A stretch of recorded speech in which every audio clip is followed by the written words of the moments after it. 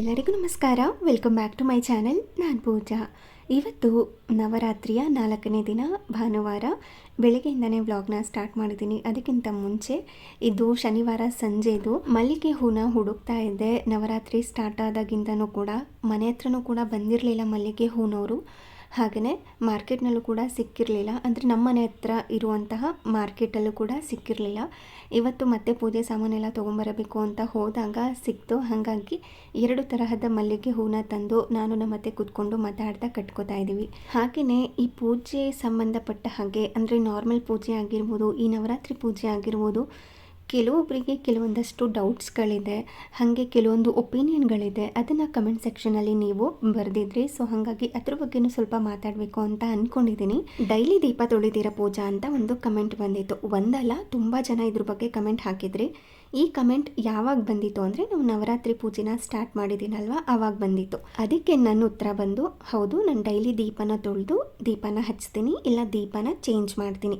2 ಜೊತೆ ದೀಪ ಇಟ್ಕೊಂಡಿದ್ದೀನಿ. ಒಂದಿನ ಅದು, ಒಂದಿನ ಇದು. ಅಂದರೆ ಹೊಸ ದೀಪನ ಹಚ್ಚಬೇಕು ಅಂತ ನಾನು ಅಂದ್ಕೊಂಡಿದ್ದೀನಿ. ಸೊ ಹಾಗಾಗಿ ಅದೇ ಥರ ಹಚ್ತೀನಿ. ನವರಾತ್ರಿಯಲ್ಲಿ ಮಾತ್ರ ನಾನು ದೀಪನ ಪ್ರತಿದಿನ ವಾಶ್ ಮಾಡ್ತಾ ಇದ್ದೀನಿ. ಇನ್ನು ನೀವು ಬೇರೆ ವಿಡಿಯೋದಲ್ಲಿ ಅಂದರೆ ನಾರ್ಮಲ್ ಪೂಜೆ ಮಾಡುವಂಥ ವಿಡಿಯೋದಲ್ಲಿ ಬಂದು ಕಮೆಂಟ್ ಹಾಕಿದ್ದೀರಾ ಆಲ್ರೆಡಿ ತುಂಬ ಜನ. ಬೇಕಿದ್ದರೆ ಹೋಗಿ ನೀವು ಹಳೆ ವಿಡಿಯೋನ ಚೆಕ್ ಮಾಡ್ಬೋದು. ಆವಾಗ ನನ್ನ ಉತ್ತರ ಏನಾಗಿತ್ತು ಅಂದರೆ, ವಾರಕ್ಕೆ 1 ಸಾರಿ ನಮಗೆ ವಾರದ ದಿನ ಯಾವುದಿರುತ್ತೆ ಅವತ್ತು ನಾನು ದೇವ್ರ ಮನೆ ಪಾತ್ರೆಗಳನ್ನೆಲ್ಲ ಕ್ಲೀನ್ ಮಾಡಿಕೊಂಡು ಅದಾದ ನಂತರ ಪೂಜೆನ ಮಾಡೋದು. ಅಂದರೆ ವಾರಕ್ಕೆ 1 ಸಾರಿ ಮಾತ್ರ ದೇವ್ರ ಪಾತ್ರೆಗಳನ್ನ ತೊಳೆಯೋದು. ಹಾಗೆಯೇ ಈ ಕರ್ಪೂರ ಹಚ್ಚಿರುವಂಥದ್ದು ಇರುತ್ತಲ್ವ, ಅದನ್ನು ಕೂಡ ಕ್ಲೀನ್ ಮಾಡ್ಕೋಬೇಕು. ಅಂದರೆ ಕರ್ಪೂರ ಎಲ್ಲ ಹುರಿದಿರುತ್ತೆ, ಅದ್ರ ಮಸಿ ಎಲ್ಲ ಆಗಿರುತ್ತೆ, ಮತ್ತು ಧೂಪ ಎಲ್ಲ ಹಾಕಿರ್ತೀವಲ್ವ, ಅದ್ರದ್ದು ಧೂಪ ಎಲ್ಲ ಹುರಿದಾಗ ಅದರಲ್ಲಿ ಬೂದಿ ಎಲ್ಲ ಬಂದಿರುತ್ತಲ್ವ, ಅದೆಲ್ಲ ಇರುತ್ತಲ್ವ. ಸೊ ಹಾಗಾಗಿ ಅದನ್ನು ಕೂಡ ಕ್ಲೀನ್ ಮಾಡ್ಕೋತೀನಿ. ಹಾಗೆಯೇ ಕೆಲವರು ವಾರಕ್ಕೆ 2 ಸಾರಿ ವಾಶ್ ಮಾಡ್ಕೋತಾರೆ, ಕೆಲವರು ವಾರಕ್ಕೆ 1 ಸಾರಿ, ಕೆಲವರು ಅಮಾವಾಸ್ಯೆಗೆ ಅಥವಾ ಹುಣ್ಣಿಮೆಗೆ ವಾಶ್ ಮಾಡ್ತಾರೆ, ಇಲ್ಲಾಂದರೆ 15 ದಿನಕ್ಕೊಮ್ಮೆ ವಾಶ್ ಮಾಡ್ಕೋತಾರೆ. ಹಾಗಾಗಿ ಎಲ್ಲರೂ ಅವ್ರಿಗೆ ಹೇಗೆ ಅನುಕೂಲ ಅದೇ ಥರನೇ ಮಾಡ್ಕೊಳ್ಳೋದು. ಇದು ತಪ್ಪು ಅದು ತಪ್ಪು ಅಂತ ಇಲ್ಲವೇ ಇಲ್ಲ. ನಾವೆಲ್ಲ ಮಾಡೋದು ಕೂಡ ಸರಿಯೇ. ಎಂಡ್ ಆಫ್ ದಿ ಡೇ ನಾವು ದೇವರಿಗೆ ಪೂಜೆ ಮಾಡೋ ರೀತಿ ವಿಧಾನಗಳು ಬೇರೆ ಇರ್ಬೋದು, ಆದರೆ ಪೂಜಿಸುವಂಥ ದೇವರು ಒಬ್ಬರೇ ಅಲ್ವಾ. ಹಾಗಾಗಿ ನಾವು ಮಾಡೋ ಪೂಜೆ ಕೂಡ ಸರಿಯೇ, ನೀವು ಮಾಡುವಂಥ ಪೂಜೆ ಕೂಡ ಸರಿಯೇ. ಇನ್ನು ದೇವ್ರ ಪೂಜೆ ಮಾಡುವಾಗ ಹೆಣ್ಮಕ್ಳು ಗಂಟೆನೇ ಬಾರಿಸಬಾರ್ದು ಅಂತ ಹೇಳ್ತಾರೆ. ಆದರೆ ನಮ್ಮ ಕಡೆ ಎಲ್ಲರೂ ಕೂಡ ದೇವ್ರ ಪೂಜೆ ಮಾಡುವಾಗ ಹೆಣ್ಮಕ್ಳು ಕೂಡ ಗಂಟೆನ ಬಾರಿಸ್ಕೊಂಡೇ ಪೂಜೆನ ಮಾಡೋದು. ಅದರಲ್ಲೂ ಇನ್ನೂ ಕೆಲವರು ಬೆಳ್ಳಿ ಗಂಟೆ ಬಾರಿಸಲೇಬಾರ್ದು ಅಂತ ಹೇಳ್ತಾರೆ. ಅದು ನೀವು ಫಾಲೋ ಮಾಡ್ಕೊಂಡು ಬಂದಿರುವಂಥ ಪದ್ಧತಿ ಆಗಿರುತ್ತೆ. ಹಾಗೆ ಗಂಟೆ ಬಾರಿಸ್ಕೊಂಡು ಪೂಜೆ ಮಾಡುವಂಥದ್ದು ನಾವು ಫಾಲೋ ಮಾಡ್ಕೊಂಡು ಬಂದಿರುವಂಥ ಪದ್ಧತಿಗಳಾಗಿರುತ್ತೆ. ಹಾಗೆಯೇ ಕೆಲವರು ಡೈಲಿ ದೀಪನ ತೊಳೆದು ಪೂಜೆನ ಮಾಡ್ತಾರೆ. ಅಂದರೆ ನಿತ್ಯ ಪೂಜೆ ಮಾಡೋವಾಗ್ಲೂ ಕೂಡ ಡೈಲಿ ದೀಪನ ತೊಳೆದು ಪೂಜೆ ಮಾಡ್ತಾರೆ. ಕೆಲವರು ಅರ್ಚಕರು ಹೇಳಿರೋ ಹಾಗೆ ಡೈಲಿ ದೀಪನ ತೊಳಿಬೇಕು ಅಂತ ಹೇಳ್ತಾರೆ. ಕನಿಷ್ಠ ಪಕ್ಷ ದೀಪನಾದ್ರೂ ತೊಳೆದು ದೇವ್ರ ಮನೆನ ಕ್ಲೀನ್ ಮಾಡಿ ದೀಪನ ಹಚ್ಚಿ ಅಂತ ಹೇಳ್ತಾರೆ. ಇನ್ನು ಕೆಲವರು ಅರ್ಚಕರು ಏನು ಹೇಳ್ತಾರೆ ಅಂತ ಅಂದರೆ, ದೀಪನ ಅಂದರೆ ದೇವ್ರ ಮನೆ ಪಾತ್ರೆಗಳನ್ನ ವಾರಕ್ಕೊಮ್ಮೆ ತೊಳೆದ್ರೂ ಕೂಡ ಬತ್ತಿನ ಡೈಲಿ ಚೇಂಜ್ ಮಾಡಿ ದೀಪನ ಹಚ್ಚಿ ಪೂಜೆನ ಮಾಡಬೇಕು ಅಂತ ಹೇಳ್ತಾರೆ. ಕೊನೆಗೆ ನಮಗೆ ಯಾವ್ದು ಅನುಕೂಲ ಆಗಿರುತ್ತೋ ಅದನ್ನೇ ನಾವು ಫಾಲೋ ಮಾಡೋದು. ಇದಂತೂ ಸತ್ಯ. ಯಾರೋ ಏನೋ ಹೇಳಿಬಿಟ್ರು ಅಂತ ನಾವು ಅದನ್ನು ಫಾಲೋ ಮಾಡೋದಿಲ್ಲ.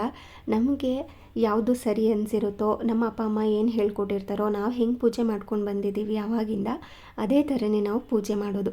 ಇನ್ನು ಕೆಲವರಂತೂ ಕಳಶಕ್ಕೆ ಕಾಯಿ ಹಾಕಿಡಲ್ಲ ಪೂಜಾ ಅಂತ ಕೇಳ್ತಾನೆ ಇರ್ತೀರ ಇಷ್ಟು ದಿನ ಆದ್ರೂ ಕೂಡ. ನಾನು ಆಲ್ರೆಡಿ ಎಕ್ಸ್ಪ್ಲೈನ್ ಮಾಡಿದ್ದೀನಿ ನಮ್ಮ ಕಡೆ ಇಡೋದಿಲ್ಲ ಅಂತ. ಕೆಲವು ಕಡೆ ತೆಂಗಿನಕಾಯಿ ಇಟ್ಟೇ ಕಳಶನ ಮಾಡ್ತಾರೆ, ಇನ್ನು ಕೆಲವು ಕಡೆ ಕಳಶ ಬರೀ ವಿಳ್ಯದೆಲೆ ಹಾಕಿ ಕಳಶನ ಮಾಡ್ತಾರೆ.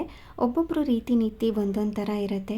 ನಮ್ಮ ಮನೆಯಲ್ಲಿ ತೆಂಗಿನಕಾಯಿನ ಇಟ್ಟು ಪೂಜೆ ಮಾಡ್ತಾರೆ, ಆದರೆ ನಮ್ಮ ಅತ್ತೆ ಮನೆ ಕಡೆ ಪೂಜೆನ ಮಾಡೋದಿಲ್ಲ. ಕೆಲವರು ಇವಾಗ ಫಾಲೋ ಮಾಡ್ತಿದ್ದಾರೆ, ಅಮಾವಾಸ್ಯೆಗೆ ಅಥವಾ ತಿಂಗಳಿಗೆ 1 ಸಾರಿ ತೆಂಗಿನಕಾಯಿನ ಚೇಂಜ್ ಮಾಡ್ಕೊಳ್ಳೋದು. ಆದರೆ ನಮ್ಮತ್ತೆ ನಾನು ಹೆಂಗೆ ಪೂಜೆ ಮಾಡ್ಕೊಂಡು ಬಂದಿದ್ದೀನೋ ಅದೇ ಥರ ಮಾಡ್ಕೊಂಡು ಹೋಗು ಪೂಜಾ ಅಂತ ಹೇಳಿದ್ದಾರೆ. ಸೊ ಹಾಗಾಗಿ ನಾನು ಅದೇ ಥರನೇ ಮಾಡ್ಕೊಂಡು ಬಂದಿದ್ದೀನಿ. ಇನ್ನು ಇಷ್ಟೆಲ್ಲ ಪೂಜೆ ಮಾಡೋರಿಗೆ 25 ರೂಪಾಯಿ ಕೊಟ್ಟು ಒಂದು ತೆಂಗಿನಕಾಯಿ ತಂದು ಕಳಶಕ್ಕೆ ಇಡೋದು ದೊಡ್ಡ ವಿಚಾರನೇ ಅಲ್ವಾ. ಅದನ್ನು ನಾನು ಫಾಲೋ ಮಾಡ್ಕೊಂಡು ಬಂದಿಲ್ಲ ಅಂತಂದರೆ ನಮ್ಮ ಅತ್ತೆ ಮನೆ ಕಡೆ ಹೇಗೆ ಪೂಜೆ ಮಾಡ್ತಾರೋ ಅದನ್ನು ನಾನು ಫಾಲೋ ಮಾಡ್ಕೊಂಡು ಬರ್ತಾಯಿದ್ದೀನಿ. ನಮ್ಮ ಪೂಜೆ ವಿಧಾನಗಳು ಈ ಥರ ಇರುತ್ತೆ ಅಂತ ಅರ್ಥ. ಅದನ್ನು ನೀವು ಕೂಡ ರೆಸ್ಪೆಕ್ಟ್ ಮಾಡಬೇಕು ಅಲ್ವಾ. ಹಾಗೆಯೇ ಇದೇ ಥರ ಇನ್ನೊಬ್ಬರು ಕಮೆಂಟ್ ಹಾಕಿದ್ರು, ಕಳಶಕ್ಕೆ ಕಾಯಿ ಇಡಲ್ಲ ಅಂದಿದ್ರಿ, ಇವಾಗ ಯಾಕೆ ಇಟ್ಟಿದ್ದೀರಾ ಅನ್ನೋ ಥರ ನಗೋ ಥರ ಹಾಕಿದ್ರು. ನಮ್ಮನೆಯಲ್ಲಿ ಚಾಮುಂಡಿ ದೇವಿ ವಿಗ್ರಹ ಕೂಡ ಇಲ್ಲ, ಫೋಟೋ ಕೂಡ ಇಲ್ಲ. ನಾವು ಯಾವುದಾದ್ರೂ ಒಂದು ರೂಪದಲ್ಲಿ ಪೂಜೆ ಮಾಡಬೇಕಾಗುತ್ತೆ. ಹಾಗಾಗಿ ಕಳಶನ ಇಟ್ಟು 9 ದಿನ ಪೂಜೆ ಮಾಡ್ತಿದ್ದೀನಿ ಅಷ್ಟೇ. ನೀವು ಹೇಳುವಂಥ ಅನಿಸಿಕೆ ತಪ್ಪು ಅಂತ ಹೇಳ್ತಾ ಇಲ್ಲ. ಅದಕ್ಕೆ ನಾನು ಉತ್ತರನ ಕೊಟ್ಟಾಗ ಅದನ್ನು ತಗೊಳ್ಳೋ ರೀತಿ ನೀವು ತಪ್ಪಾಗಿ ತಗೋತಿದ್ದೀರಾ. ಯಾಕೆ ಅಂತ ಅಂದರೆ, ಒಬ್ಬರು ಕಮೆಂಟಲ್ಲಿ ನಾವೇನಾದರೂ ಹೇಳ್ತಿದ್ದೀವಿ ಅಂದರೆ ಅದರಲ್ಲಿ ನಮ್ಮ ಟೋನ್ ಹೆಂಗಿರುತ್ತೆ ಅಂತ ನಿಮಗೆ ಗೊತ್ತೇ ಆಗೋದಿಲ್ಲ. ಕಮೆಂಟ್ ಸೆಕ್ಷನಲ್ಲಿ ನಾವು ಯಾವ ಟೋನಲ್ಲಿ ಮಾತಾಡ್ತಿದ್ದೀವಿ ಅಂತಲೂ ನಿಮಗೆ ಗೊತ್ತಾಗೋದಿಲ್ಲ. ಯಾರೋ ಒಬ್ಬರು ಕಮೆಂಟ್ ಹಾಕಿರ್ತೀರಿ, ಅದಕ್ಕೆ ನಾವು ಉತ್ತರನ ಕೊಟ್ಟಿರ್ತೀವಿ. ನೀವು ಯಾವ ಮೂಡಲ್ಲಿ ಆ ಕಮೆಂಟ್ ಓದಿರ್ತೀರಿ ಅದ್ರ ಮೇಲೆ ಡಿಪೆಂಡ್ ಆಗಿರುತ್ತೆ ನಾವು ಹೆಂಗೆ ಉತ್ತರ ಕೊಟ್ಟಿದ್ದೀವಿ ಅಂತ. ಒಂದು ಉದಾಹರಣೆಗೆ ಹೇಳಬೇಕು ಅಂತ ಅಂದರೆ, ಹೀಗೂ ಮಾಡ್ತಾರಾ, ನಮಗೆ ಗೊತ್ತಿರಲಿಲ್ಲ, ಅದು ಒಂದು ಕಮೆಂಟ್ ಅಂತ ಅಂದ್ಕೊಳ್ಳಿ. ಅದನ್ನು ವ್ಯಂಗ್ಯವಾಗಿ ಸರ್ಕ್ಯಾಸ್ಟಿಕ್ಕಾಗೂ ಕೂಡ ಹೇಳ್ಬೋದು. ಹೀಗೂ ಮಾಡ್ತಾರಾ, ನಮಗೆ ಗೊತ್ತೇ ಇರಲಿಲ್ಲ ಅನ್ನೋ ಥರ. ಅದನ್ನು ಜೆನ್ಯೂನ್ ಆಗಿ ಹೇಳ್ತಿದ್ದಾರೆ ಅಂತ ತಿಳ್ಕೊಂಡ್ರೆ, ಹೀಗೂ ಮಾಡ್ತಾರಾ, ನಮಗೆ ಗೊತ್ತಿರಲಿಲ್ಲ ಪೂಜಾ ಅನ್ನೋ ಥರ ಹೇಳೋ ಥರನೂ ಇರುತ್ತೆ. ಆ ಕಮೆಂಟ್ನ ನಾವು ನೆಗೆಟಿವ್ ಮೈಂಡ್ಸೆಟ್ಟಲ್ಲಿ ಓದಿದ್ರೆ ಸರ್ಕ್ಯಾಸ್ಟಿಕ್ಕಾಗಿ ಕಾಣಿಸುತ್ತೆ. ಪಾಸಿಟಿವ್ ಮೈಂಡ್ಸೆಟ್ಟಲ್ಲಿ ಓದಿದ್ರೆ ಅವ್ರಿಗೆ ಗೊತ್ತಿರಲಿಲ್ಲ, ಮೋಸ್ಟ್ಲಿ ಇವಾಗ ಗೊತ್ತಾಗಿರ್ಬೋದು ಅಂತ ಅನಿಸುತ್ತೆ. ನಾವು ಹೆಂಗೆ ಓದ್ತೀವಿ ಅನ್ನೋದ್ರ ಮೇಲೆ ಆ ಕಮೆಂಟ್ ಟೋನ್ ನಮಗೆ ಗೊತ್ತಾಗಿರುತ್ತೆ ಅಲ್ವಾ. ಸೊ ನಾವು ಮಾಡೋ ಕಮೆಂಟ್ ಕೂಡ ಹಾಗೇ, ನೀವು ಮಾಡೋ ಕಮೆಂಟ್ ಕೂಡ ಹಾಗೇ. ಹೀಗೇ ಮೊನ್ನೆ ಒಂದು ಕಮೆಂಟ್ ಬಂದಿತ್ತು, ದೇವ್ರ ಮನೆ ಪಾತ್ರೆಗಳನ್ನ ತೊಳೆಯೋ ವಿಚಾರವಾಗಿ. ನವರಾತ್ರಿ ಟೈಮ್ನಲ್ಲಿ ಕೇಳಿದ್ರಿಂದ ನಾನು ಡೈಲಿ ದೇವ್ರ ಮನೆ ಪಾತ್ರೆಗಳನ್ನ ತೊಳಿತೀನಿ ಅಂತ ಹೇಳಿದ್ದೆ. ಅಂದರೆ ಮೇಯ್ನ್ ಪಾತ್ರೆಗಳು ಅಂದರೆ ದೀಪ ಮತ್ತು ಈ ಕರ್ಪೂರದಾರ್ತಿ, ಧೂಪದಾರ್ತಿ, ಈ ಥರದ್ದು ನಾವು ಬಳಸಿರ್ತೀವಲ್ವ, ಅದರಲ್ಲೆಲ್ಲ ಮಸಿ ಕೂಡ ಆಗಿರುತ್ತೆ, ಹಾಗೆ ಧೂಪ ಎಲ್ಲ ಆಗಿರುತ್ತಲ್ವ. ಸೊ ಅದರದ್ದೆಲ್ಲ ಅಂಟ್ಕೊಂಡಿರುತ್ತೆ. ಹಾಗಾಗಿ ಅದನ್ನು ಕ್ಲೀನ್ ಮಾಡಿಕೊಂಡು ನಾವು ಪ್ರತಿದಿನ ಬೇರೆ ಬೇರೆ ಅವತಾರಗಳನ್ನ ಪೂಜೆ ಮಾಡೋದ್ರಿಂದ ಹಾಗಾಗಿ ನಾನು ಪ್ರತಿದಿನ ವಾಶ್ ಮಾಡ್ಕೋತೀನಿ ಅಂತ ಹೇಳಿದೆ ನವರಾತ್ರಿ ಟೈಮ್ನಲ್ಲಿ. ಅವ್ರಿಗೆ ಅದು ಹೇಗೆ ಅರ್ಥ ಆಗಿದೆಯೋ ಗೊತ್ತಿಲ್ಲ. ವಾರಕ್ಕೆ 1 ಸಾರಿ ಅಥವಾ 2 ಸಾರಿ ತೊಳೆದ್ರೆ ಸಾಕು, ನಾವು ಡೈಲಿ ಆ ಥರ ತೊಳೆಯೋದಕ್ಕೆ ಹೋಗೋದಿಲ್ಲ, ತೊಳಿಬಾರ್ದು ಕೂಡ ಅಂತೆಲ್ಲ ಕಮೆಂಟ್ ಹಾಕಿದ್ರು. ಹಾಗಾಗಿ ನಾನು ಅದಕ್ಕೆ ಏನು ಉತ್ತರ ಕೊಟ್ಟಿದ್ದೆ ಅಂದರೆ, ನಮಗೆ ಹೇಗೆ ಅನುಕೂಲ ಆ ರೀತಿ ನಾವು ಮಾಡ್ಕೋತೀವಿ, ನಿಮಗೆ ಹೇಗೆ ಅನುಕೂಲ ಆ ರೀತಿ ನೀವು ಮಾಡ್ಕೊಳ್ಳಿ ಅಂತ ನಾನು ಅದಕ್ಕೆ ಉತ್ತರನ ಕೊಟ್ಟಿದ್ದೆ. ಅದಕ್ಕೆ ಅವರು, ನೀವು ಈ ಥರ ಕಮೆಂಟ್ ಮಾಡಿದ್ದೀರಾ, ನಂಗೆ ತುಂಬ ಬೇಜಾರಾಯಿತು ಅಂತ. ಅದಕ್ಕೆ ಹೇಳ್ತಿರೋದು, ನಾವು ಕಮೆಂಟ್ ಮಾಡುವಂಥ ಟೋನ್ ಕಮೆಂಟ್ ಸೆಕ್ಷನಲ್ಲಿ ಗೊತ್ತಾಗೋದೇ ಇಲ್ಲ. ನಾವು ಹೆಂಗೆ ಹೇಳ್ತಿದ್ದೀವಿ, ಯಾವ ರೀತಿ ಹೇಳ್ತಿದ್ದೀವಿ, ಯಾವ ಟೋನಲ್ಲಿ ಹೇಳ್ತಿದ್ದೀವಿ ಅಂತ ಗೊತ್ತಾಗೋದಿಲ್ಲ. ಅದನ್ನು ನೀವು ನೆಗೆಟಿವ್ ಆಗಿ ತೊಗೊಂಡು ಬೇಜಾರಾಯಿತು ಅಂತ ಹೇಳಿದಿರಿ. ನಾನು ಆ ಉದ್ದೇಶದಿಂದ ಹೇಳಿಲ್ಲ. ಸಮಾಧಾನವಾಗಿ ಆ ಕಮೆಂಟ್ನ ಪಾಸಿಟಿವ್ ಆಗಿ ಇನ್ನೊಂದು ಸಾರಿ ಓದಿ, ಆವಾಗ ನಿಮಗೆ ಅರ್ಥ ಆಗುತ್ತೆ. ಹಾಗೆಯೇ ಡೈಲಿ ತಲೆ ಸ್ನಾನ ಮಾಡ್ತೀರಾ ಪೂಜಾ ಅಂತ ಕೇಳಿದರು. ಹೌದು, ಡೈಲಿ ತಲೆ ಸ್ನಾನ ಮಾಡ್ತಿದ್ದೀನಿ ಅಂತ ಹೇಳಿದ್ದೆ. ಅದು ಯಾವ ವಿಡಿಯೋ ಅಂತಂದರೆ, ನವರಾತ್ರಿ ವಿಡಿಯೋಗಳು ಹಾಕ್ತಿದ್ದೀನಲ್ವ, ಆ ವಿಡಿಯೋಗೆ ಕಮೆಂಟ್ ಬಂದಿದ್ದು ಅದು. ಸೊ ಹಾಗಾಗಿ ಅದ್ರ ತಕ್ಕಂತೆ ನಾನು ಆನ್ಸರ್ ಮಾಡಿದೆ. ಅಂದರೆ ನವರಾತ್ರಿ ವಿಡಿಯೋ ಕೆಳಗಡೆ ಬಂದಿರೋಂಥ ಕಮೆಂಟ್ ಅಲ್ವಾ, ಹಾಗಾಗಿ ಅದ್ರ ಬಗ್ಗೆ ಕೇಳ್ತಿದ್ದೀರಾ ಅಂತ. ಹೌದು ಅಂತ ಕೇಳಿದ್ದೆ. ಅದಕ್ಕೆ ಇನ್ನೊಂದು ಕಮೆಂಟ್ ಬಂದಿತ್ತು, ಡೈಲಿ ತಲೆ ಸ್ನಾನ ಮಾಡಿದ್ರೆ ನೆಗಡಿ ಆಗಲ್ವಾ ಅಂತ. ನೀವು ಜನರಲಾಗಿ ಕೇಳ್ತಿದ್ದೀರೋ ಇಲ್ಲಾಂದರೆ ನವರಾತ್ರಿಗೆ ಸಂಬಂಧಪಟ್ಟಿರೋ ಥರ ಕೇಳ್ತಿದ್ದೀರೋ ಅಂತ ಗೊತ್ತೇ ಆಗೋದಿಲ್ಲ. ನೀವು ನವರಾತ್ರಿಗೆ ಸಂಬಂಧಪಟ್ಟಿರೋ ಹಾಗೆ ಕೇಳಿದ್ದೀರಾ ಅಂತಂದರೆ 9 ದಿನ ಡೈಲಿ ತಲೆ ಸ್ನಾನನ ಮಾಡ್ತೀನಿ. ನೀವು ಜನರಲಾಗಿ ಕೇಳಿದ್ದೀರಾ ಅಂತ ಅಂದರೆ ವಾರಕ್ಕೆ 3 ಸಾರಿ ತಲೆ ಸ್ನಾನನ ಮಾಡ್ತೀನಿ. ನನಗೆ ಇನ್ನೂ ಕಾಡುವಂತಹ ಪ್ರಶ್ನೆ ಏನು ಅಂತ ಅಂದರೆ, ನಾವು ಪೂಜೆ ಮಾಡುವಾಗ ಕೆಲವರು ಕೂದಲು ಬಿಟ್ಕೊಂಡು ಪೂಜೆ ಮಾಡಿರ್ತಾರೆ, ಕೆಲವರು ಟವಲ್ ಕಟ್ಕೊಂಡಿರ್ತಾರಲ್ವ, ಹಾಗೆ ಪೂಜೆ ಮಾಡಿರ್ತಾರೆ. ತಲೆಗೆ ಟವಲ್ ಕಟ್ಕೊಂಡು ಪೂಜೆ ಮಾಡಿದ್ರೆ ಕಮೆಂಟ್ಸ್ ಬರುತ್ತೆ, ತಲೆ ಗಂಟು ಹಾಕ್ಕೊಂಡು ಪೂಜೆ ಮಾಡಬಾರ್ದು ಅಂತ. ಅದೇ ನಾವು ಕೂದಲನ್ನ ಬಿಟ್ಟು ಪೂಜೆ ಮಾಡಿದ್ರೆ ರಾಕ್ಷಸಿ ರೂಪ ಅದು, ಆ ಥರ ಪೂಜೆ ಮಾಡಬಾರ್ದು ಅಂತ. ಇನ್ನು ಒದ್ದೆ ಕೂದಲಲ್ಲೇ ಜಡೆ ಹಾಕಿದ್ರೆ ಕೆಲವ್ರಿಗೆ ತಲೆನೋವು ಬರೋ ಚಾನ್ಸಸ್ ಇರುತ್ತೆ, ನೆಗಡಿ ಆಗೋ ಚಾನ್ಸಸ್ ಇರುತ್ತೆ, ಹುಷಾರು ತಪ್ಪುವಂಥ ಚಾನ್ಸಸ್ ಇರುತ್ತೆ. ಹಾಗೆಯೇ ಜಡೆ ಹಾಕಿದಾಗ ಎಲ್ಲ ಅಂದರೆ ಕೂದಲಲ್ಲಿರುವಂಥ ನೀರೆಲ್ಲ ಸೋರ್ತಾ ಇರುತ್ತೆ. ನಾವು ಎಷ್ಟೇ ಒರೆಸಿದ್ರೂ ಕೂಡ ಸ್ವಲ್ಪ ನೀರಾದ್ರೂ ಕೆಳಗಡೆ ಬೀಳ್ತಾ ಇರುತ್ತೆ. ದೇವ್ರ ಮನೆಯಲ್ಲಿ ನಮ್ಮ ತಲೆಯಲ್ಲಿರುವಂತಹ ನೀರು ಅಂದರೆ ತಲೆ ಕೂದಲಲ್ಲಿರುವಂಥ ನೀರು ದೇವ್ರ ಮನೆಯಲ್ಲಿ ಬೀಳೋದು ಎಷ್ಟು ಸರಿ? ಇದ್ರ ಬಗ್ಗೆ ನಿಮ್ಮ ಅಭಿಪ್ರಾಯ ಏನು ಅಂತ ಕಮೆಂಟ್ ಮಾಡಿ ತಿಳಿಸಿ. ನನ್ನ ಅನಿಸಿಕೆ ಏನು ಅಂತ ಅಂದರೆ, ನನಗೆ ಗೊತ್ತಿರೋ ಹಾಗೆ ತಲೆ ಕೂದಲು ಬಿಟ್ಟು ಪೂಜೆ ಮಾಡೋದು ಹಾಗೆಯೇ ಜಡೆ ಹಾಕಿ ಪೂಜೆ ಮಾಡೋದಕ್ಕಿಂತ ಟವಲ್ನಲ್ಲಿ ತಲೆ ಗಂಟು ಹಾಕಿ ಪೂಜೆ ಮಾಡೋದು ಉತ್ತಮ ಅಂತ ಅನಿಸುತ್ತೆ. ಇದು ನನ್ನ ಅಭಿಪ್ರಾಯ ಮಾತ್ರ. ನಿಮ್ಮ ಅನಿಸಿಕೆ ಕೂಡ ಕಮೆಂಟ್ ಮಾಡಿ ತಿಳಿಸಿ. ಯಾವುದಾದ್ರೂ ನಿಮ್ಮ ಒಪಿನಿಯನ್ ಸರಿ ಅನಿಸಿದ್ರೆ ನಾನು ಅದನ್ನು ಖಂಡಿತ ಫಾಲೋ ಮಾಡ್ತೀನಿ. ಇಷ್ಟೆಲ್ಲ ಹೇಳಿದ್ಮೇಲೂ ಕೂಡ ಇನ್ನೂ ಕೆಲವ್ರು ಕಮೆಂಟ್ ಹಾಕ್ತೀರಾ. ಏನೇನು ಕಮೆಂಟ್ ಬರುತ್ತೆ ಅಂತ ಕಾಯ್ತಾ ಇದ್ದೀನಿ. ಯಾರ್ಯಾರು ಏನೇನು ಸಜೆಷನ್ ಕೊಡ್ತೀರಾ, ಇದು ಹಾಗಲ್ಲ ಹೀಗೆ ಅಂತ ಡೆಫಿನೆಟ್ಲಿ ಕಮೆಂಟ್ಸ್ ಬರುತ್ತೆ. ನೋಡೋಣ ಯಾವ ಥರ ಕಮೆಂಟ್ಸ್ ಬರುತ್ತೆ ಅಂತ. ಪೂಜೆ ಕೂಡ ಮುಗಿಸ್ಕೊಂಡಿದ್ದಾಯಿತು. ಇವತ್ತು ಪೂಜೆ ಮಾಡಿರುವಂಥ ದೇವಿ ಬಂದು ಕೂಷ್ಮಾಂಡ ದೇವಿ. ಬಣ್ಣ ಬಂದು ಕಿತ್ತಳೆ ಬಣ್ಣ ಅಥವಾ ಕೇಸರಿ ಬಣ್ಣ. ಪೂಜೆ ಎಲ್ಲ ಮುಗಿಸ್ಕೊಂಡಿದ ನಂತರ ಇವತ್ತು ತಿಂಡಿನ ಮಾಡ್ತಾಯಿದ್ದೀನಿ. ಇವತ್ತಿನ ತಿಂಡಿಗೆ ವಾಂಗಿಬಾತ್ ಈರುಳ್ಳಿ ಬೆಳ್ಳುಳ್ಳಿ ಹಾಕ್ತೇನೆ ಮಾಡ್ಕೋತಾ ಇದ್ದೀನಿ. ಮನೆಯವ್ರಿಗೂ ಕೂಡ ಇದೇ ತಿಂಡಿನೇ, ಅಂದರೆ ಎಲ್ಲರಿಗೂ ಸೇರಿಸಿ ಒಟ್ಟಿಗೆ ಮಾಡ್ಕೋತಾ ಇದ್ದೀನಿ. ಅಂದರೆ ಇವ್ರು ಬೆಳಿಗ್ಗೆ ಬ್ರೇಕ್ಫಾಸ್ಟ್ ತಿಂತಾರೆ, ನಾನು ಮಧ್ಯಾಹ್ನ ಅಂದರೆ ಬೆಳಿಗ್ಗೆ ಉಪವಾಸ ಇರ್ತೀನಿ, ಮಧ್ಯಾಹ್ನ ಊಟನ ಮಾಡ್ತೀನಿ. ಹಾಗಾಗಿ ನನಗೂ ಸೇರಿಸೇ ಅಡುಗೆನ ಮಾಡ್ಕೋತಾ ಇದ್ದೀನಿ. ಇವಾಗ ಟೊಮೆಟೊ ಮತ್ತು ಈ ಬದನೆಕಾಯಿನೆಲ್ಲ ಕಟ್ ಮಾಡಿಕೊಂಡು ಎತ್ತಿಟ್ಕೊಂಡಿದ್ದೀನಿ. ಹಾಗೆ ಇಲ್ಲಿ ಪೌಡರ್ ಮಾಡ್ಕೊಳ್ಳೋದಕ್ಕೆ ಅಂದರೆ ವಾಂಗಿಬಾತ್ ಪುಡಿನ ಮಾಡ್ಕೊಳ್ಳೋದಕ್ಕೆ ಅಂತ ಸ್ವಲ್ಪ ಎಣ್ಣೆ, ಅರ್ಧ ಸ್ಪೂನಷ್ಟು ಎಣ್ಣೆಗೆ ಸ್ವಲ್ಪ ಮೆಂತ್ಯನ ಹಾಕಿ, 2 ಸ್ಪೂನಷ್ಟು ಕಡಲೆಬೇಳೆ, 2 ಸ್ಪೂನಷ್ಟು ಉದ್ದಿನಬೇಳೆ, ಸ್ವಲ್ಪ ಜೀರಿಗೆ, ಹಾಗೆಯೇ ಸ್ವಲ್ಪ ಕಾಳುಮೆಣಸು, ಚಕ್ಕೆ, ಲವಂಗ, ಏಲಕ್ಕಿ, ಸ್ವಲ್ಪ ಕರಿಬೇವಿನ ಸೊಪ್ಪನ್ನು ಹಾಕಿ ಇದನ್ನು ಸ್ವಲ್ಪ ಹೊತ್ತು ಹೀಗೇ ಡ್ರೈ ರೋಸ್ಟ್ ಮಾಡ್ಕೋಬೇಕು. ನಂತರ ಇದಕ್ಕೆ 4 ಸ್ಪೂನಷ್ಟು ಧನಿಯಾನ ಹಾಕ್ಕೋತಾ ಇದ್ದೀನಿ. ನೀವು 2 ಸ್ಪೂನಷ್ಟು ಕಡಲೆಬೇಳೆ ತೊಗೊಂಡ್ರೆ, 2 ಸ್ಪೂನಷ್ಟು ಉದ್ದಿನಬೇಳೆ ತೊಗೊಂಡ್ರೆ 4 ಸ್ಪೂನಷ್ಟು ಧನಿಯಾನ ಹಾಕ್ಕೋಬೇಕಾಗತ್ತೆ. ಧನಿಯಾನು ಹಾಕಿದ ನಂತರ ಇದನ್ನು ಇನ್ನೊಮ್ಮೆ ಚೆನ್ನಾಗಿ ಘಮ ಬರೋ ತನಕ ಡ್ರೈ ರೋಸ್ಟ್ ಮಾಡ್ಕೋಬೇಕು. ನಂತರ ಸ್ವಲ್ಪ ತುರಿದಿಟ್ಕೊಂಡಿರೋವಂಥ ತೆಂಗಿನಕಾಯಿ ತುರಿ, ಇದು ಕೂಡ 4 ಸ್ಪೂನಷ್ಟಿದೆ. ಕೊಬ್ಬರಿ ತುರಿನ ಹಾಕ್ಕೊಂಡ್ರೇ ಟೇಸ್ಟ್ ತುಂಬ ಚೆನ್ನಾಗಿ ಬರೋದು. ನಂತರ 4ರಿಂದ 5 ಬ್ಯಾಡಗಿ ಮೆಣಸಿನ್ಕಾಯಿ, ಹಾಗೆ ಖಾರಕ್ಕೆ ತಕ್ಕಂತೆ ಗುಂಟೂರು ಮೆಣಸಿನ್ಕಾಯಿನ ಹಾಕ್ಕೋತಾ ಇದ್ದೀನಿ. ಕಾಳು ಮೆಣಸನ್ನು ಕೂಡ ಸೇರಿಸ್ಕೊಂಡಿರ್ತೀವಲ್ವ, ಹಾಗಾಗಿ ಈ ಹಂತದಲ್ಲಿ ಬ್ಯಾಡಗಿ ಮೆಣಸಿನ್ಕಾಯಿನ ಜಾಸ್ತಿ ಸೇರಿಸ್ಕೊಂಡ್ರೂ ತೊಂದರೆ ಇಲ್ಲ, ಆದರೆ ಗುಂಟೂರು ಮೆಣಸಿನ್ಕಾಯಿನ ನೋಡಿಕೊಂಡು ಸೇರಿಸ್ಕೋಬೇಕಾಗತ್ತೆ. ಹಾಗೆಯೇ ಇಲ್ಲಿ ಸ್ವಲ್ಪ ಅರಿಶಿನ ಪುಡಿ, ಸ್ವಲ್ಪ ಹಿಂಗನ್ನು ಹಾಕಿ ಇನ್ನೊಮ್ಮೆ ಚೆನ್ನಾಗಿ ಮಿಕ್ಸ್ ಮಾಡಿಕೊಂಡು ಇದನ್ನು ಡ್ರೈ ರೋಸ್ಟ್ ಮಾಡ್ಕೋಬೇಕು ಘಮ ಬರೋ ತನಕ. ಡ್ರೈ ರೋಸ್ಟ್ ಮಾಡ್ಕೊಂಡಿದ ನಂತರ ಇದನ್ನು ಕಂಪ್ಲೀಟಾಗಿ ಕೂಲಾಗೋದಕ್ಕೆ ಬಿಡಬೇಕು.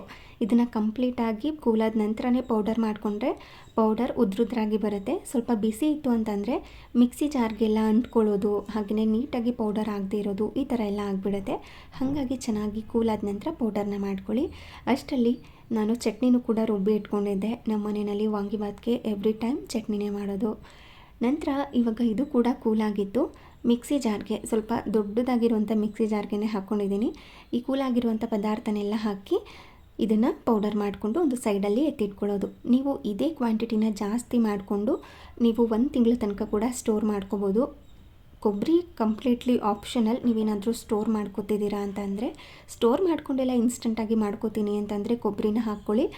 ಕೆಲವ್ರಿಗೆ ಜಾಸ್ತಿ ದಿನ ಕೊಬ್ಬರಿನ ಇಟ್ಕೊಂಡ್ರೆ, ಅಂದರೆ ಕೊಬ್ಬರಿ ಹಾಕಿರುವಂಥ ಪೌಡರ್ನ ಇಟ್ಕೊಂಡ್ರೆ ಅದ್ರ ಸ್ಮೆಲ್ ಆಗೋದಿಲ್ಲ. ಹಾಗಾಗಿ ನೀವು ಅದನ್ನು ಸ್ಕಿಪ್ ಮಾಡಿಕೊಂಡು ಪೌಡರ್ ಮಾಡಿಕೊಂಡು ಸ್ಟೋರ್ ಮಾಡ್ಕೋಬೋದು. ಮತ್ತು ನೀವು ಈ ವಾಂಗಿಬಾತ್ ಮಾಡ್ಕೋತಿರ್ತೀರಲ್ಲ, ಆ ಟೈಮ್ನಲ್ಲಿ ಕೊಬ್ಬರಿ ತುರಿನ ಹಾಕ್ಕೋಬೋದು. ಇವಾಗ ಪೌಡರ್ ಕೂಡ ರೆಡಿ ಆಯಿತು. ಇವಾಗ ಒಂದು ಕುಕ್ಕರ್ಗೆ ಸ್ವಲ್ಪ ಎಣ್ಣೆನ ಹಾಕಿ ಪುಲಾವ್ ಎಲೆ, ಒಣಗಿರುವಂಥ ಮೆಣಸಿನ್ಕಾಯಿ, ಕರಿಬೇವಿನ ಸೊಪ್ಪನ್ನು ಹಾಕಿ ಸ್ವಲ್ಪ ಹೊತ್ತು ಫ್ರೈ ಮಾಡ್ಕೋತಾ ಇದ್ದೀನಿ. ನಂತರ ಈ ಬದನೆಕಾಯಿನ ಉದ್ದುದಾಗಿ ಕಟ್ ಮಾಡಿ ಇಟ್ಕೊಂಡಿದ್ದೆ ಅಲ್ವಾ, ಅದನ್ನು ಇದರೊಳಗಡೆ ಸೇರಿಸಿ 1-2 ನಿಮಿಷ ಫ್ರೈ ಮಾಡಿಕೊಂಡ್ರೆ ಸಾಕಾಗುತ್ತೆ. ಫ್ರೈ ಮಾಡ್ಕೊಂಡಿದ್ದ ನಂತರ ಇದಕ್ಕೆ ಕಟ್ ಮಾಡಿ ಇಟ್ಕೊಂಡಿರುವಂಥ ಟೊಮ್ಯಾಟೊನೂ ಕೂಡ ಸೇರಿಸಿ ಇನ್ನೊಮ್ಮೆ ಚೆನ್ನಾಗಿ ಇದನ್ನು ಮಿಕ್ಸ್ ಮಾಡ್ಕೋಬೇಕು. ನೀವು ಈರುಳ್ಳಿ ಏನಾದರೂ ಹಾಕಿ ಮಾಡ್ಕೋತಿದ್ದೀರಾ ಅಂತಂದರೆ ನೀವು ಒಗ್ಗರಣೆಗೆ ಈರುಳ್ಳಿನ ಹಾಕಿ ಬಾಡಿಸ್ಕೊಂಡು ನಂತರ ಬದನೆಕಾಯಿ ಟೊಮ್ಯಾಟೊನೆಲ್ಲ ಹಾಕ್ಕೋಬೇಕಾಗತ್ತೆ. ಇವಾಗ ಟೊಮೆಟೊನ ಹಾಕಿ ಸ್ವಲ್ಪ ಹೊತ್ತು ಫ್ರೈ ಮಾಡ್ಕೊಂಡಿದ್ದ ನಂತರ ಹಸಿ ಬಟಾಣಿನ ಸೇರಿಸ್ಕೊಂಡಿದ್ದೀನಿ. ವಾಂಗಿಬಾತ್ಗೆ ಹಸಿ ಬಟಾಣಿಗಿಂತ ಒಣಗಿರುವಂಥ ಬಟಾಣಿನ ನೆನೆಸಿಟ್ಕೊಂಡು ಸೇರಿಸ್ಕೊಂಡ್ರೆ ಇನ್ನೂ ರುಚಿಯಾಗಿರುತ್ತೆ. ಆದರೆ ನನಗೆ ನೆನೆಸ್ಕೊಳ್ಳೋದು ಮರ್ತೋಗಿತ್ತು, ಹಾಗಾಗಿ ಹಸಿ ಬಟಾಣಿನೇ ಸೇರಿಸ್ಕೊಂಡಿದ್ದೀನಿ. ಮಧ್ಯದಲ್ಲಿ ಸ್ವಲ್ಪ ಉಪ್ಪನ್ನು ಸೇರಿಸಿ ಇನ್ನೊಮ್ಮೆ ಚೆನ್ನಾಗಿ ಮಿಕ್ಸ್ ಮಾಡಿಕೊಂಡು ಫ್ರೈ ಮಾಡ್ಕೋಬೇಕು. ಇದನ್ನು ಇವಾಗಲೇ ಮ್ಯಾಶ್ ಆಗೋ ಥರ ಫ್ರೈ ಮಾಡಿಕೊಂಡ್ರೆ ಅಷ್ಟೊಂದು ಚೆನ್ನಾಗಿರೋದಿಲ್ಲ. ಸ್ವಲ್ಪ ಹಸಿಯಾಗಿ ಇರಬೇಕು. ದಮ್ ಕಟ್ಟಿದಾಗ ಬದನೆಕಾಯಿ ತುಂಬ ಚೆನ್ನಾಗಿ ಬೆಂದಿರುತ್ತೆ, ಅಂದರೆ ಒಳಗಡೆ ಎಲ್ಲ ತುಂಬ ಚೆನ್ನಾಗಿ ಬೆಂದಿರುತ್ತೆ. ಮ್ಯಾಶ್ ಆಗೋ ಥರ ಏನೂ ಆಗಿರೋದಿಲ್ಲ. ಈ ಹಂತದಲ್ಲೇ ಜಾಸ್ತಿ ಮ್ಯಾಶ್ ಮಾಡ್ಕೊಂಡ್ಬಿಟ್ರೆ ಅದು ಅನ್ನದೊಳಗಡೆ ಎಲ್ಲ ಕಲಸೋಗ್ಬಿಡುತ್ತೆ. ಅದಕ್ಕೋಸ್ಕರ ಸ್ವಲ್ಪ ಹಸಿ ಇರೋವಾಗಲೇ ನೀರನ್ನು ಹಾಕಿ ರುಚಿಗೆ ತಕ್ಕಷ್ಟು ಉಪ್ಪನ್ನು ಸೇರಿಸಿ ಸ್ವಲ್ಪ ಹುಣಸೆ ಹಣ್ಣಿನ ರಸ ಕೂಡ ಸೇರಿಸ್ಕೊತಾ ಇದ್ದೀನಿ. ಹಾಗೆಯೇ ಬೆಲ್ಲನೂ ಕೂಡ ಸೇರಿಸ್ಕೊತೀನಿ, ಸ್ವಲ್ಪ ಸ್ವೀಟ್ನೆಸ್ ಇರಲಿ ಅಂತ. ಬೆಲ್ಲನ ಹಾಕ್ಕೊಂಡ್ರೆ ಇನ್ನೂ ರುಚಿಯಾಗಿ ಬರುತ್ತೆ. ಹಾಗೆಯೇ ಪೌಡರ್ ಮಾಡಿ ಇಟ್ಕೊಂಡಿರೋವಂಥ ವಾಂಗಿಬಾತ್ ಪುಡಿನೂ ಕೂಡ ಇದರೊಳಗಡೆ ಸೇರಿಸ್ಕೊಂಡು 1 ಗಂಟೆ ಇಲ್ದಂಗೆ ಚೆನ್ನಾಗಿ ಮಿಕ್ಸ್ ಮಾಡಿಕೊಂಡು ಇದನ್ನು ಕುದಿಸ್ಕೋಬೇಕು. ಇನ್ನೇನು ಕುದೀತಾ ಇದೆ ಅನ್ನೋವಾಗ, ಅಂದರೆ ಕುದಿಲಿಕ್ಕೆ ಸ್ಟಾರ್ಟ್ ಆಗ್ತಾ ಇದೆ ಅನ್ನೋವಾಗ ನೆನೆಸಿಟ್ಕೊಂಡಿರುವಂಥ ಅಕ್ಕಿನೂ ಕೂಡ ಸೇರಿಸ್ಕೊತಾ ಇದ್ದೀನಿ. ಇಲ್ಲಿ ನಾನು 1.5 ಗ್ಲಾಸ್ನಷ್ಟು ಅಕ್ಕಿಗೆ 3 ಗ್ಲಾಸ್ನಷ್ಟು ನೀರನ್ನು ಹಾಕ್ಕೊಂಡಿದ್ದೀನಿ. ಇದು ಸ್ವಲ್ಪ ಬ್ರಂಚ್ ಥರನೇ ಆಗಿತ್ತು, ಅಂದರೆ ಒಂದು 12 ಗಂಟೆ ಹಂಗೆ ಬೆಳಗಿನ ಬ್ರೇಕ್ಫಾಸ್ಟ್ ತಿಂದಿದ್ದು ಮನೆಯವರೆಲ್ಲ, ಹಾಗಾಗಿ 2 ಟೈಮ್ಗೂ ಆಗುತ್ತೆ ಅಂತ ಒಂದೇ ಸರಿನೇ ಮಾಡ್ಕೋತಾ ಇದ್ದೆ. ಈಗ ರೈಸ್ ಹಾಕಿದ ಮೇಲೆ ಚೆನ್ನಾಗಿ ಇದನ್ನು ಮಿಕ್ಸ್ ಮಾಡಿಕೊಂಡು ಈ ಥರ ಕುದಿಯೋ ಹಂತದಲ್ಲಿ ಕುಕ್ಕರ್ ಲಿಡ್ನ ಕ್ಲೋಸ್ ಮಾಡ್ಕೋಬೇಕು. ಕೆಲವೊಂದು ಸಾರಿ ಈ ವಾಂಗಿಬಾತ್ ತಳ ಹಿಡಿಯೋ ಚಾನ್ಸಸ್ ಇರುತ್ತೆ. ಮಧ್ಯದಲ್ಲಿ ಒಮ್ಮೆ ಚೆನ್ನಾಗಿ ಇನ್ನೊಮ್ಮೆ ಸ್ವಲ್ಪ ವಿಷಲ್ ಇದ್ದಾಗಲೇ ಅಂದರೆ ಪ್ರೆಷರ್ ಇದ್ದಾಗಲೇ ವಿಷಲ್ನ ತೆಗೆದು ಮತ್ತೆ ಅದನ್ನು ಚೆನ್ನಾಗಿ ಮಿಕ್ಸ್ ಮಾಡಿ ಮತ್ತೆ ಅದನ್ನು ಫ್ಲ್ಯಾಟ್ ಮಾಡಿ ಸಿಮ್ನಲ್ಲಿ ಇಟ್ಕೊಂಡು ದಮ್ ಕಟ್ಕೋಬೇಕಾಗತ್ತೆ. ಆವಾಗ ಪರ್ಫೆಕ್ಟಾಗಿ ಬಂದಿರುತ್ತೆ. ನಿಮಗೆ ಉದ್ರುದ್ರಾಗಿ ಬೇಕು ಅಂತ ಅಂದರೆ ಜಾಸ್ತಿ ಹೊತ್ತು ದಮ್ ಮಾಡ್ಕೋಬೇಡಿ. ನಿಮಗೆ ಸ್ವಲ್ಪ ಸಾಫ್ಟಾಗಿ ಬೇಕು ಅಂತಂದರೆ ಜಾಸ್ತಿ ಹೊತ್ತು ದಮ್ ಮಾಡಿಕೊಂಡ್ರೆ ಸಾಫ್ಟಾಗಿ ವಾಂಗಿಬಾತ್ ರೆಡಿಯಾಗಿರುತ್ತೆ. ಈರುಳ್ಳಿ ಬೆಳ್ಳುಳ್ಳಿ ಹಾಕಿಲ್ಲ ಅಂದ್ರೂ ವಾಂಗಿಬಾತ್ ತುಂಬಾ ರುಚಿಯಾಗಿತ್ತು. ಬೇಕಿದ್ರೆ ಒಮ್ಮೆ ಟ್ರೈ ಮಾಡಿ ನೋಡಿ. ಹಾಗೆಯೇ ಒಂದು ಅಮೆಝಾನಲ್ಲಿ ಜ್ಯೂಸರ್ನ ತರಿಸ್ಕೊಂಡಿದ್ದೆ. ತುಂಬ ಅಫೋರ್ಡಬಲ್ ಪ್ರೈಸ್ನಲ್ಲಿ ಸಿಕ್ತು. ಇದು ಅಫೋರ್ಡಬಲ್ ಪ್ರೈಸಲ್ಲೇ ಇರೋದು ಸಿಕ್ತು ಅನ್ನೋದೇನು ಬಂತು. 350 ಒಳಗಡೆ ಇರುವಂಥ ಜ್ಯೂಸರ್ ಇದು. ನನಗೆ ಬೇಕಾಗಿತ್ತು ಅಂತ ತರಿಸ್ಕೊಂಡಿದ್ದೆ. ತುಂಬ ಅಂದರೆ ತುಂಬಾ ಚೆನ್ನಾಗಿದೆ. ಜ್ಯೂಸ್ ಎಲ್ಲ ಮಾಡ್ಕೊಳ್ಳೋದಕ್ಕೆ ತುಂಬಾ ಹೆಲ್ಪ್ ಆಗುತ್ತೆ. ಇದಕ್ಕೆ ಕರೆಂಟ್ ಅದು ಇದು ಏನು ಬೇಡ, ಮ್ಯಾನ್ಯುವಲ್ ಇದು, ನಾವೇ ಮಾಡ್ಕೋಬೋದು.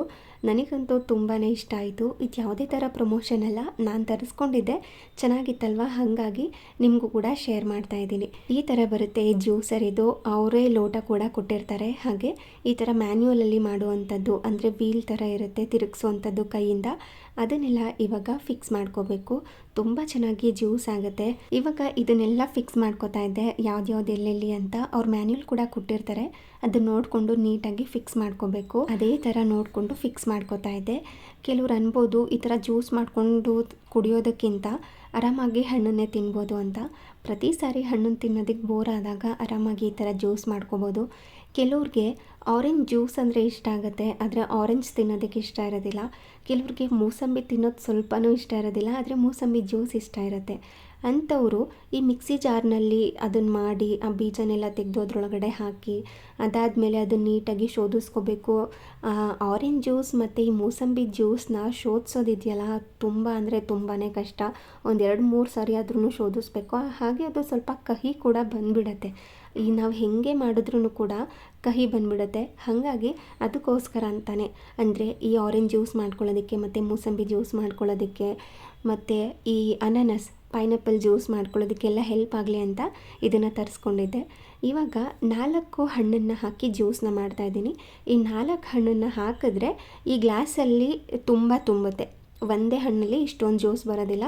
4 ಹಣ್ಣನ್ನು ಹಾಕಿ ಜ್ಯೂಸನ್ನ ಮಾಡ್ಕೋತಾ ಇರೋದು. ನಿಮಗೆ ಆರಾಮಾಗಿ ಹಣ್ಣನ್ನು ತಿನ್ನೋದಕ್ಕೆ ಇಷ್ಟ ಇತ್ತು ಅಂದರೆ ಡೈರೆಕ್ಟಾಗಿ ಹಣ್ಣನ್ನು ತಿನ್ಬೋದು, ಯಾಕೆಂದರೆ ಅದರಲ್ಲಿ ಫೈಬರ್ ಜಾಸ್ತಿ ಇರುತ್ತೆ. ಈ ಥರ ಜ್ಯೂಸ್ ಎಲ್ಲ ಮಾಡಿದಾಗ ಫೈಬರ್ ಹೋಗಿಬಿಡುತ್ತೆ. ಕೆಲವು ಮಕ್ಕಳು ಹಣ್ಣೆಲ್ಲ ತಿಂತಿರಲ್ಲ ಅಲ್ವಾ, ಅಟ್ಲೀಸ್ಟ್ ಈ ನೆಪದಲ್ಲಾದ್ರೂ ಅಂದರೆ ಜ್ಯೂಸ್ ಥರನಾದ್ರೂ ಮಾಡಿಕೊಟ್ರೆ ಕುಡಿತಾರೆ ಅಂತ. ಇನ್ನು ಮನೆಯಲ್ಲಿ ವಯಸ್ಸಾದವ್ರು ಯಾರಾದರೂ ಇದ್ದರೆ ಅವ್ರಿಗೂ ಕೂಡ, ಅಥವಾ ಪೇಷಂಟ್ ಯಾರಾದರೂ ಇದ್ದರೆ ಅವ್ರಿಗೂ ಕೂಡ ಆರಾಮಾಗಿ ಈ ಥರ ಜ್ಯೂಸನ್ನ ಮಾಡಿಕೊಡ್ಬೋದು. ಅಂದರೆ ಫೈಬರ್ ಸ್ವಲ್ಪ ಕಡಿಮೆ ಇರುತ್ತೆ, ಫೈಬರ್ ಕಂಟೆಂಟ್ ಕಡಿಮೆ ಇರುತ್ತೆ, ಅಂದರೆ ಸ್ವಲ್ಪ ಜ್ಯೂಸ್ ಆದರೂ ಕುಡಿತಾರಲ್ಲ ಅನ್ನೋ ನೆಮ್ಮದಿ ಅಷ್ಟೇ. ಹುಷಾರಿಲ್ಲ ಅಂದಾಗೆಲ್ಲ ಆರಾಮಾಗಿ ಈ ಥರ ಈಸಿಯಾಗಿ ಮಾಡ್ಕೋಬೋದು.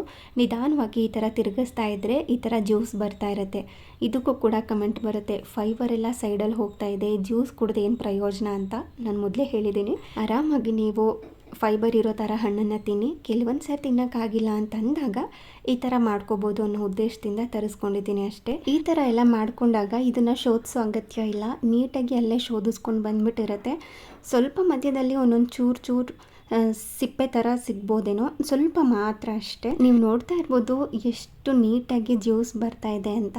ಹಾಗೆ ಈಸಿಯಾಗೂ ಕೂಡ ಮಾಡ್ಕೋಬೋದು. ಒಂದು 5 ನಿಮಿಷದಲ್ಲಿ ಜ್ಯೂಸು ರೆಡಿ ಆಗೋಗ್ಬಿಡುತ್ತೆ. ತುಂಬ ಚೆನ್ನಾಗಿದೆ, ನನಗಂತೂ ತುಂಬ ಇಷ್ಟ ಆಯಿತು. ಇದ್ರ ಲಿಂಕ್ ಏನಾದರೂ ಬೇಕು ಅಂತಂದರೆ ನಾನು ಡಿಸ್ಕ್ರಿಪ್ಷನ್ ಬಾಕ್ಸ್ನಲ್ಲಿ ಕೊಟ್ಟಿರ್ತೀನಿ, ಚೆಕ್ ಮಾಡ್ಕೊಳ್ಳಿ. ಪ್ರತಿಯೊಂದು ಲಿಂಕು ಕೂಡ ನಾನು ಅಲ್ಲಿ ಶೇರ್ ಮಾಡಿರ್ತೀನಿ. ನೀವು ಏನಾದರೂ ಲಿಂಕ್ ಬೇಕಿದ್ರೆ ಅಲ್ಲಿ ಚೆಕ್ ಮಾಡಿ ನೋಡಿ. ಇನ್ ಕೇಸ್ ಇಲ್ಲ ಅಂತಂದರೆ ಲಿಂಕ್ ಕೊಡಿ ಅಂತ ಕಮೆಂಟ್ ಹಾಕಿ ನಾನು ಅದ್ರದ್ದು ಲಿಂಕ್ನ ಶೇರ್ ಮಾಡಿರ್ತೀನಿ. ಹಾಗೆಯೇ ಇದಾಗಿತ್ತು ಇವತ್ತಿನ ವಿಡಿಯೋ. ಈ ವಿಡಿಯೋ ನಿಮಗೆ ಸ್ವಲ್ಪನಾದ್ರೂ ಇಷ್ಟ ಆಗಿದ್ದರೆ, ಯೂಸ್ಫುಲ್ ಅನಿಸಿದ್ರೆ ಪ್ಲೀಸ್ ಒಂದು ಲೈಕ್ ಮಾಡಿ. ಹಾಗೆ ನಿಮ್ಮ ಫ್ರೆಂಡ್ಸ್ ಆ್ಯಂಡ್ ಫ್ಯಾಮಿಲಿಗೆಲ್ಲ ಈ ವಿಡಿಯೋನ ಶೇರ್ ಮಾಡಿ. Thank you.